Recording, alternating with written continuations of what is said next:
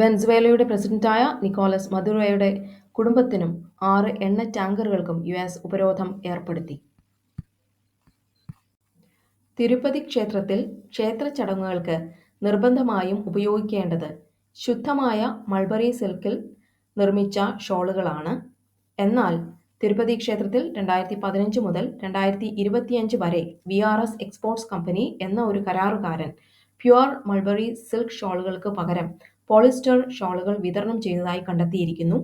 54 കോടി രൂപയുടെ അഴിമതിയാണിത്. ശത്രു മിസൈലുകൾ, ഡ്രോണുകൾ, അതിവേഗ വിമാനങ്ങൾ എന്നിവയിൽ നിന്ന് ഡൽഹി ദേശീയ തലസ്ഥാന മേഖലയെ സംരക്ഷിക്കുന്നതിനായി പൂർണ്ണമായും തദ്ദേശീയമായി നിർമ്മിച്ച ഒരു integrated air defence weapon system വിന്യസിക്കാൻ ഇന്ത്യ ഒരുങ്ങുന്നു.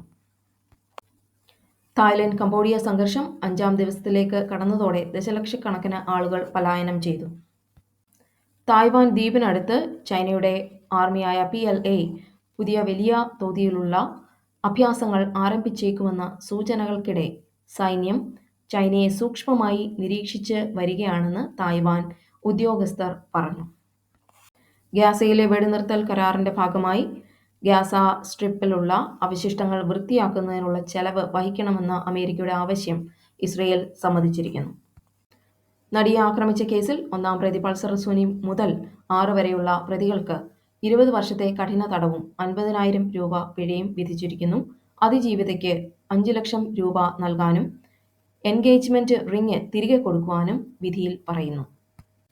കേരളത്തിൽ ഇന്ന് 1 പവൻ സ്വർണത്തിന് 97,680 രൂപ.